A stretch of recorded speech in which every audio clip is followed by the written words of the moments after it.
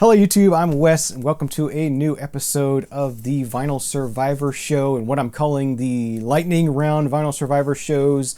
As I said in past episodes, I'm making these to get caught up on what I've been listening to, because I've been listening to way more than I can do normal episodes with, as well as I'm starting a new job and I need some time to focus on that. So I want to have some stuff in the can so I can have some new content coming for you guys and focus on my new job. So we're going to go ahead and get into it as always. As always with these lightning rounds, we're gonna have 20 records, and I'm just gonna quickly let you know which ones are staying and which ones are going. No additional detail provided, other than very basic, rudimentary kind of things. First one we have here, self-titled, I believe, debut album by the Village People. Don't normally buy or listen to disco music, but I actually really enjoyed this quite a bit. Really good stuff. So this one is staying in my collection. Next up, some folk music on Elektra, not Atlantic. This is Judy Collins, A Maid of Constant Sorrow. I really enjoyed this, hearing it in its complete sort of format. I've heard Judy Collins before, but yeah, really enjoyed listening to this one. So this one is a keeper, staying in the collection. Some really good folk music here. Next up, Bob Seeger and the Silver Bullet Band, Against the Wind. Huge hit. I enjoyed listening to the album, but not something I want to have in my collection. So that one will go in the Discog store probably. It's a nice copy, linked down in the show notes below. Next up, we've got the soundtrack to the movie The Stunt Man, starring Peter O'Toole and Barbara Hershey. Which I do have the movie on DVD. I have not watched it yet. Maybe I will enjoy the movie, but the soundtrack was just sort of mediocre, I would say. Cool cover. I like the cover a lot. But yeah, the music just sort of ho-hum. It's from 1980. Yeah, I didn't care for the soundtrack. It's all instrumental kind of stuff. There's one track on here by Dusty Springfield. But yeah. For the most part, late 70s, early 80s soundtrack kind of music. Here's a bit of Bluegrass, Roy Clark and Buck Trent with Banjo Bandits. Enjoyed listening to it, but not something I need to keep for my permanent collection. So, enjoyable. If you're really into Bluegrass, then you might want to keep this, but not something for me. Next up, got a greatest hits here from Petula Clark. Enjoyed listening to it, getting a bit to know her, and I knew Downtown, and I think that's really the only one I really knew that well. But yeah, it's Petula Clark. I'm just not a fan, so don't need to keep this. If I want to hear this, I'll probably stream it or whatever. This is a UK pressing on Pi. There is that. Next up, another soundtrack record from when was this from? I can't read it. 1973 maybe. Ode to Billy Joe. Really good music. I do like a really good movie. I do like the movie. I do like the song by Bobby Gentry. The soundtrack itself is good as well. So this one is going to be a keeper for me. All right, next up we got Bob Dylan, self-titled album from 1973. I wasn't sure whether I was going to like this, but once I got it spinning, I was really digging this a lot. So really good, lesser talked about Dylan album. I don't know why, but I liked it quite a bit. So this one's going to be a keeper for me. Keep that one in the collection. Next up, I got one here on ECM Records. This is the Epidemics with their album titled Shankar. When was this released? 1986. Man, I had high hopes for this. I love the cover artwork. I'm a big fan of elephants, and I was like, oh, I'm gonna love this. This is not good. This is ECM trying to get into more of a poppy 80s kind of thing. It just doesn't work. This is known as one of the worst ECM records ever, and I would have to agree with that. It's not good at all. It's just, I don't know what it is about it. It's bad to the point where it's bad.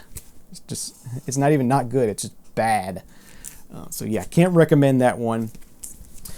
Next up, some classical music. This is a nice box set of Carmen the Opera. And I enjoyed listening to this, but I don't need to keep this in the collection. It would take up too much space. So it was enjoyable to listen to. It's a nice set. I probably will put this in the Discog store since it's a nice set. But yeah, that is Carmen. Here is a box set that I'm going to be keeping. I really, really enjoyed this. This is, I believe it's released by Book of the Month Records Club, but I think it's done by Vanguard. This is American Folk Singers and Balladeers. Really good compilation, like 4 LPs in here. Really great. Just all the great folk artists. Each one gets their own side almost.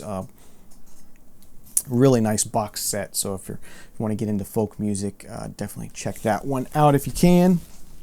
Next up, an 80s hit here. This is Matthew Wilder. I Don't Speak the Language is the title of the album. The big hit on here is Break My Stride. That was a huge hit. And I do like that track, Break My Stride, so I was hopeful for the rest of the album, but that was it. That was the good track on here, and the rest of the album was just kind of meh. So not a keeper for me. Next up, something a little more modern. It's been a while since we've talked about something newer. This is from 2014, Linkin Park's The Hunting Party.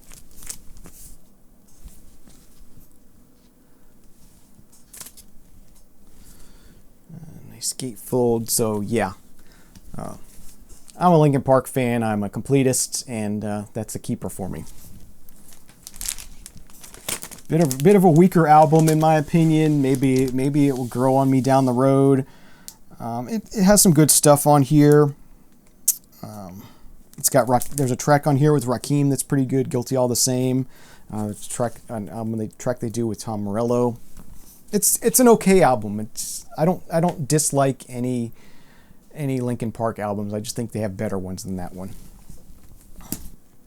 Next up, we got one here from John Waite. This is Mask of Smiles. Sort of an 80s pop rock kind of thing. Just okay. Another one that, it's like I said, I didn't hate it, didn't love it, so it's not going to be a keeper for me. Next up, a classic piece of 90s hip-hop, something that was nostalgic for me, and when they released this on vinyl, believe it was the first time it was officially released on vinyl. There were some promo copies released in the 90s, but that's Arrested Development's 3 years, 5 months, and 2 days in the life of. So you got, People Every Day, Mr. Wendell, Fishing for Religion, Give a Man a Fish, Tennessee, just great hip hop. I really do like this album a lot. Sounds great on vinyl too. So I was glad that was finally got an official release, and that one's absolutely staying in my collection. Here's one that was kind of a surprise to me, because I thought I was going to like it a lot more than I did, and that is Real Life's Down Comes the Hammer, and this one features their big hit Send Me an Angel, and I love Real Life Send Me an Angel. That's a killer track. The rest of this album I found to be really, really weak. I did not enjoy this at all, so I hate to say it, but I think I don't want to keep this just for Send Me an Angel. I have that on other formats. I can listen to it. It's not a hard song to find, so I think I'm not going to be keeping this one. So as hard as it is to say, Real Life, Down Comes the Hammer, kind of a letdown for me. Okay, next up, another one that was surprisingly a letdown for me. This is a solo album by Conor Oberst titled Salutations, and kind of did this in between Bright Eyes albums, that big break between Bright Eyes albums, like 8 or 9 years, and this was just, I don't know, it was okay. It's not a Bright Eyes album, and I just never really got into this one. So yeah, unfortunately, I'm not going to be keeping that one.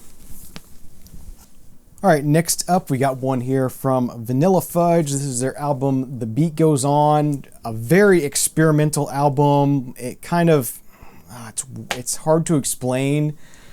It goes into these like, it's weird. It's a very experimental kind of album. It's kind of like a soundscape almost, music concrete kind of thing. Not even music concrete. It's just more of just, you're just hearing like crowd noise at points, and it's just like you're in a crowded shopping mall or something. It's weird, and it kind of weaves in and out different songs. The Beat Goes On was a big hit. And they got covers on here. If I Want to Hold Your Hand, a bunch of Beatles covers on here. They do Hound Dog, and it's kind of like an experimental album of the rise of rock and roll, I guess, is kind of the theme. I didn't like it. I thought I was really going to like it. Normally I would like something like this, but for whatever reason, it just did not hit me right. So, not going to be a keeper for me. Speaking of the Beatles, we have a solo album here by Ringo Starr, Blast from Your Past. This one has Year 16 on it, Beaucoup of Blues, Photograph, I think was his biggest hit. It's got some good hits on it. I'm just not much of a Ringo Starr fan. Yeah, it was just okay, so don't need to keep this. It's another one. It's going to be easy to find if I really want to hear it, but I don't need to own it. So not a keeper for me. And last but not least, some killer fusion jazz here. This is Weather Report's Mysterious Traveler. Yeah, just Weather Report is a killer fusion jazz group, and I've loved everything I've heard from them. So yeah, this definitely going to be a keeper in my collection. So that does it for this lightning round of the Vinyl Survivor series. I hope you enjoyed it. Leave me a thumbs up if you liked it, thumbs down if you didn't. Link up with me in the comments section down below. I'd love to chat with you about anything you've seen here or anything you want to talk about. Do that for me. And if you aren't already subscribed, please think about subscribing. It's only about 11% of the people that watch my videos are subscribed, so it helps out the channel if you do that, if you want to see more of what I do. So thank you very much for watching. Have a great day, great night, enjoy some great music, and we'll see you again next time. Cheers.